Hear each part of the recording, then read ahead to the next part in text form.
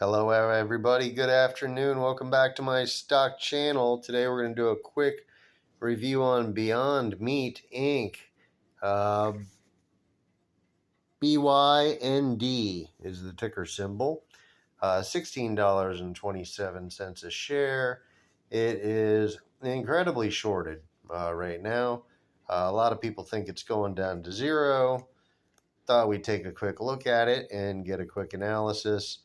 Up 5% in a day. 1 month down 13%, down 6 months up 10%. Hey, look at this. Somebody's pissing off the shorts. Down 66% in the year. So yeah, they started their life around, good Lord, $50 down to $16.27 just this year. And since the beginning of time, this has been a $200 stock before. Started at 50, looks like in 2019, right around 2019. Started at 50 bucks, launched right up to 300, and then cooled, and then went back to almost 200, down to $16. Wow. Okay, so they sell fake meat for vegetarians. As a business idea, I don't know, if you got the sales and you can make a profit at it, then it's a good idea. I don't care what you're selling. Let's see if people want this thing. Well, year over year, they got revenue growth. Boom, boom, boom. They leveled off here and took a massive loss. They took a massive loss. These are at their higher revenue positions. They didn't take that kind of a loss here, but they took that loss here with even more revenue. I'm going to take a wild guess. These aren't real losses. I'll bet you they bought something or invested in something. I think we're going to see it in the balance sheet down below. Unless they were just like giving their food away, or it doesn't make any sense. But maybe people are hating on this one for the wrong reason. Looks like they could have been close to being a profitable company here at a certain point. Maybe they're still in their investment growth plan stages where they're not ready to level out and show some profit.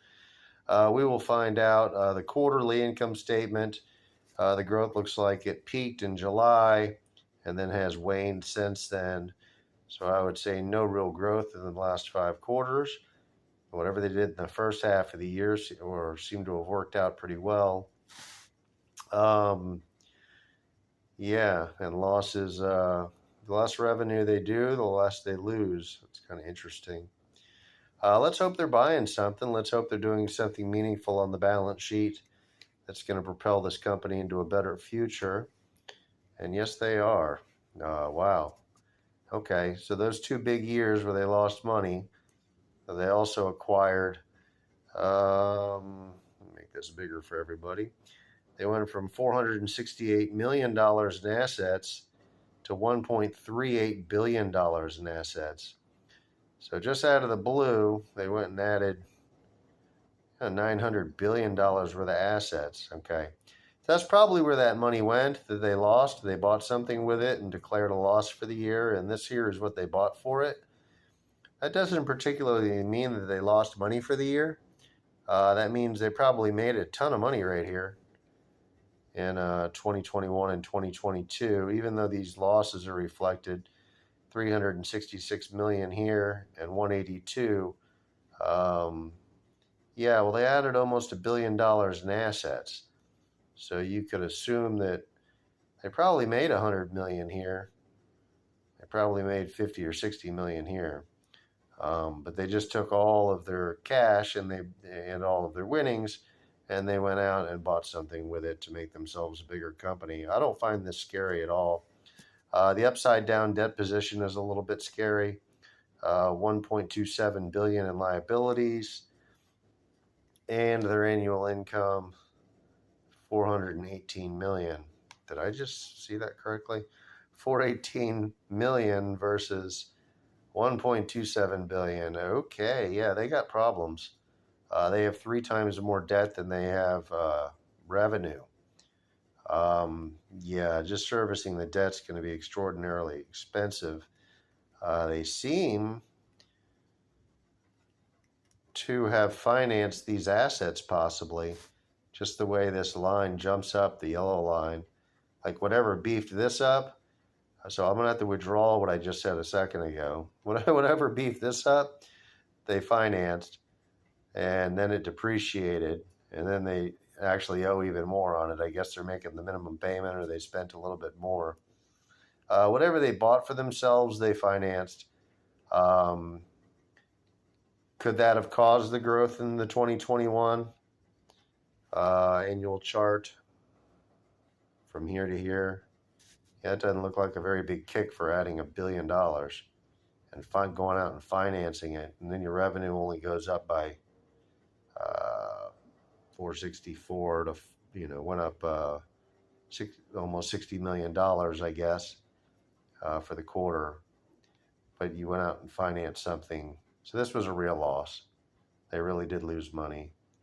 They went and financed that thing. They didn't use winnings for it. That's what I wanted to retract from my previous statement. So that's why everybody's hating it right now. Looks like they're really actually losing money. And then they went and doubled down on the whole deal. And the improvement for almost 2 years now has hardly been better than 2020 when everything was closed. So why are they selling their fake meat at a loss? I have no idea. Probably because they're very ambitious and they're trying to grow. We can tell that by their balance sheet. They're trying to grow something that's a loser, perhaps at heart. Let's see, they have $309 million cash. I would say they have no credit. I'd say that's pretty much maxed out. You're not going to get a bank to cooperate with you at that level. Dilution, shares outstanding 64 million. Yes, they can dilute themselves a couple more times and raise a hefty amount of cash doing so. They can dilute themselves, get $8 a share for whatever that was, 60 million shares. So they could shove $240 more million in their pocket with a dilution. You can count on that happening if they need the money. Currently, they have $309 million, so there's really not an immediate need for it. They need to improve the business. I don't know what they went and bought. Maybe new freezers, maybe new facilities. Maybe they bought their own location. They spent a bunch of money on something and it hardly improved business. Yeah, very interesting. But the balance sheet shows it all, and somehow they ended up upside down in 2022. I don't know. Usually if you see liabilities triple revenue, that's kind of your sign right there. There's no way, especially when you're selling a product and it's not a service, because it's not 100% profit or gross profit. You're probably only getting 20% or 15% on it to begin with. Let's look at this final quarter. So now they're tracking $300 million a year as a company as of this latest revenue report, with a true loss of $66 million. I guess that's their operating budget, and that's what makes it the true loss. Operating expense, $59 million. Yeah, they're selling this food for a very slight profit, and then all that profit's getting gobbled up by the employees that work there, and their rent and their upkeep on that ridiculous amount of debt. So yeah, the ridiculous amount of debt, the number of employees, the offices, is causing a very real loss of $66 million a quarter. I guess they have enough cash to sustain this for another year, just at this pace. And then they have dilution in their future. If they do it soon, they might be able to take advantage of it at $16 and at least get $8 a share out of it. I would do it now before later, unless you think good news is coming out soon. I don't know. This one's a tough one, you guys. I don't know. It's going to take so long for them to go out of business at this creepy pace. They need to lose $300 million before they wave goodbye. And at $60 million a year, $60 million a quarter. I'm sorry. I guess that gives them almost a year. But then they got another dilution or two, and that might get them another year. So they could stick around for another 2 years trying to sell fake meat. Can they sell fake meat at a profit? I would say no.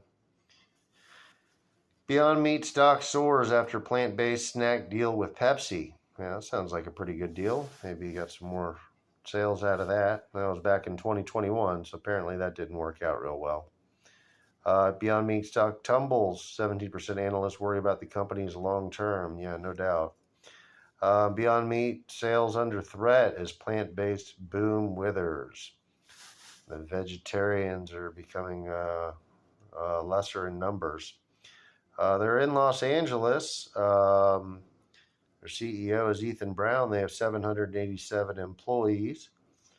Hopefully, most of them are salespeople. If not, they need to get them as salespeople. But I think it's a pretty big name. If you're a vegetarian, you're very familiar with this product. You might like this product. You might be ordering this product. Sadly, the company's selling it to you too cheap, is what it looks like, or they're continually trying to grow to something bigger, which, well, we can see the investment. They just went and just racked their operating costs to the moon with this debt, and they bought something, and that something looks like it's bringing in an extra $66 million a quarter, perhaps. However, it's just causing even a bigger loss because you have the monthly payment on all that new equipment. So yeah, congratulations on the boost in revenue and the collapse in net income. It's just like they just made the dumbest move in the world. It really does. It looks like they bought real estate or something. Warehouses with freezers would be my guess. You probably want to look more into that. But the real estate price collapsed, causing their asset to collapse. The cost of it, the monthly payment on it, the bad interest rate they probably got on it. I guess the rates didn't go up until this year. Let's hope they didn't do variable on this. If they did, any of this debt was variable, that's probably just going to destroy the company. And there's a good chance that a lot of it is. Why else would it gyrate out of control in the opposite direction like that all by itself? That almost looks like variable. Yeah, so they could be a lot worse than most people think they are. Should the thing be $16 right now? I don't know. How many shares do they have? They had 64 million shares. No, I don't see any reason at all why it would be at $16.27. I'm looking at companies that actually make money that are worth that and that have healthy balance sheets that are right side up and aren't prepared. You know, the more they sell, the more they lose. And when they go buy the huge asset, they barely grow and lose it even more. This is just, this is a horror story. That's why everybody's shorting it. How well are they doing from shorting it? Well, in 6 months, you didn't do so well.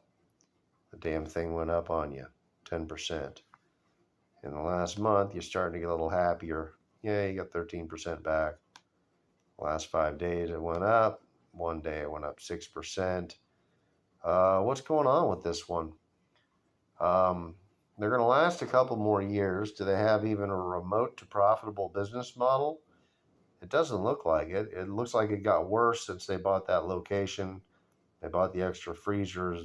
Their new expansion, their new assets seems to have hurt the income statement considerably and destroyed the balance sheet. Being upside down and having your debt be triple what your income is it becomes unserviceable, especially if if you're selling goods like this. You're only getting if they sell $100 worth of fake meat, they probably only get a gross profit of 20% on that.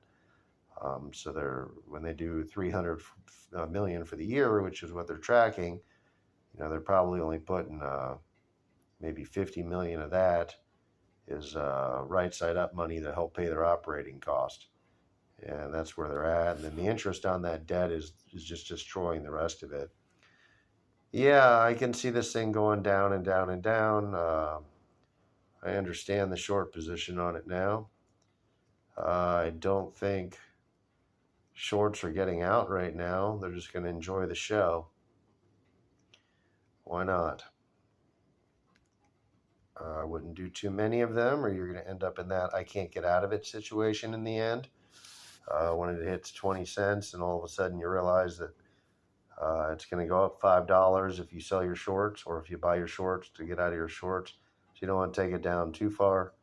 Probably want to end your short at around $5 or $10 or something like that, just to play it safe. But yeah, it's obviously going to peel downwards. I don't know why anybody would want to buy this company. There's nothing appealing about it, especially at this price with that number of shares issued. I would take Troika Media Group in a heartbeat. They're doing more money. They're going to do a higher margin. They're profitable, and they're 22 cents today. Yeah, just company to company, apples to apples. Troika is bigger and profitable and growing, and they're not. Yeah, big difference. $16.20 is absolutely insanity. The vegetarians must be buying this thing because they're so addicted to it. I'm not really sure what the obsession is of making people want to keep this one. This thing should not be going up. It should not have had a good last 6 months. The last year down 66%. I guess that's the big story. If you short it, be careful. I don't know. Let's see where in 1 month. $19 has been the high. That's been the fear factor. In the last year, it started at 50, and after the big collapse, 39. I mean, that's still, you go short on this thing, it could go to 30 just on some craziness.